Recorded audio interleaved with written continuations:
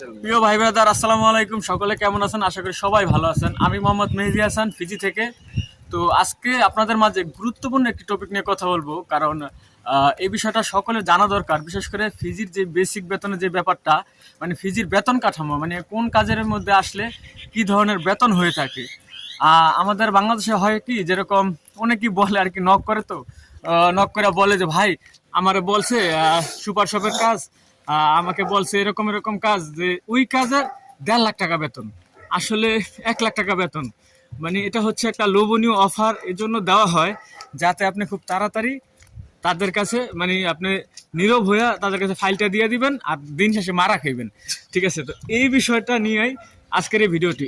আমি কিন্তু 2024 সালে একটি ভিডিও দিছিলাম, ফিজিতে বেসিক বেতন কিরকম কি আসে বিষয়। তো ভাই এটা বর্তমানে 2026 সাল, তাও শেষ পর্যায়ে। তো এখন বিষয়টা হচ্ছে, আপনি ফিজিতে আসবেন, চিন্তা করছেন ফিজিতে ওয়ার্ক পয়েন্ট ভিসা চালু আছে, ভালো মাধ্যম দিয়ে ফিজিতে আসতে পারবেন।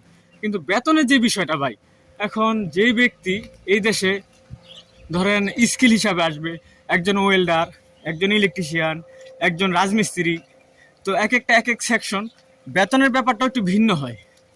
কীরকম, ধরেন একজন রাজমিস্ত্রির কথা বলি, সে কিন্তু এখানে আসবে $6.5 $7 পার আওয়ারে। যদি সে 26 দিন ডিউটি করে, তো ধরেন একজন রাজমিস্ত্রি এই দেশে 70,000 টাকা বেসিক বেতন পাবে, সেটা ওভার টাইম বাদে, মানে 70,000 টাকার মতো হয় বাংলা টাকার। তো একজন ওয়েল্ডারের বেতন কিন্তু 70,000 হবে না, একজন ওয়েল্ডারের বেতন হবে কত, 80-85 হাজার টাকার মতো।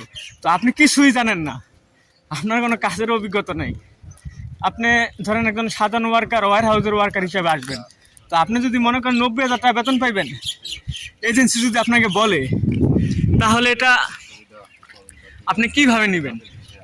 আসলে ভাই আমাদের বাঙালিদের হচ্ছে লোভ বেশি, তারা বেশি বেতনের কথা শুনলে মনে করে আমি যা লাখ লাখ টাকা কামাবো। একটা বিষয় হচ্ছে কি ভাই, আপনি ফিজিতে আইবেন 6-7 লাখ টাকা খরচ করে ধরেন, তো 6-7 লাখ টাকার বিদেশে যদি আপনি চিন্তা করেন 1.5-2 লাখ টাকা বেতন পাবেন, সেটা তো ভাই পুরোই চাপাবাজি। আমার কথাটা নেন ভাই।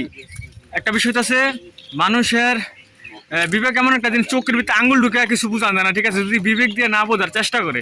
ঠিক আছে, তো আপনি বেতনের বিষয়টা বোঝার চেষ্টা করবেন, যে মানুষ ইউরোপে যায় 20 লাখ টাকা খরচ করে, সোজা হিসাব, সে ওখানে 20 লাখ টাকা খরচ করে যায়, 2 লাখ টাকা বেতন পায়। এখন একটা মানুষ মিডল ইস্টে যায় 4-5 লাখ টাকা খরচ করে 30-40 হাজার টাকা বেতন পায়। কিন্তু আপনি যদি চিন্তা করেন আপনি এই জায়গায় 1.5-2 লাখ টাকা বেতন পাইবেন, এটা ভাই সম্পূর্ণ ভুল। ঠিক আছে, তবে হ্যাঁ, মিডল ইস্টের চাইতে 1000 গুণ ভালো ফ্যাসিলিটি এখানে। 3 বছরের ভিসা হয়, কোনো ক্যাশ নাই, ঠিক আছে, চিরিবিরি নাই, পরিবেশ ঠান্ডা, রিল্যাক্স একটা ব্যাপার স্যাপার, বেতন নিয়ে কোনো ঝামেলা হয় না। ঠিক আছে, এই যে দেখেন ফিজির পরিবেশ, মানে কতটা নীরব এবং কতটা সুন্দর। দেখেন ফিজির পরিবেশটা কত সুন্দর।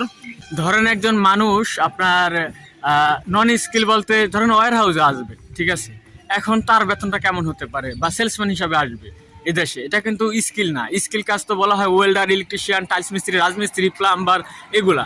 তো যাই হোক, একটা মানুষের বেতন এই দেশে সর্বনিম্ন $5.5 পার আওয়ার। তো সেটা যদি আপনার 26 দিন 8 ঘন্টা করে ডিউটি হয়, তাহলে আপনার মান্থলি 55,000 টাকা পড়ে। ঠিক আছে, 55,000 সামথিং আর কি আপনার মান্থলি স্যালারি হয়। তো এখন সেইখানে যদি কেউ বলে আপনার 80,000 টাকা বেসিক বেতন, তাহলে আপনার বুঝে নিতে হবে যে আপনি তার মানে সে আপনার মারা দেওয়ার জন্য অবশ্যই রেডি হয়ে রয়েছে। ঠিক আছে, তার কথা কাজে ভুল। ঠিক আছে, এইটাই হচ্ছে মূল কথা ভাই।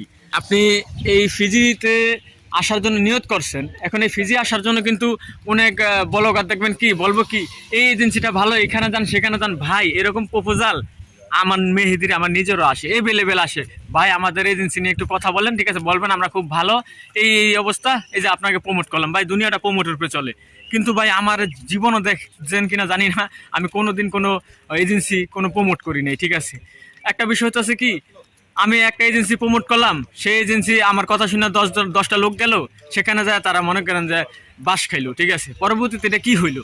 এখন বিষয়টা হচ্ছে কি ভাই, ফিজিতে অনেক এজেন্সি আছে লোক পাঠায়, তবে আবার অনেক না, হাতে গোনা কিছু এজেন্সি।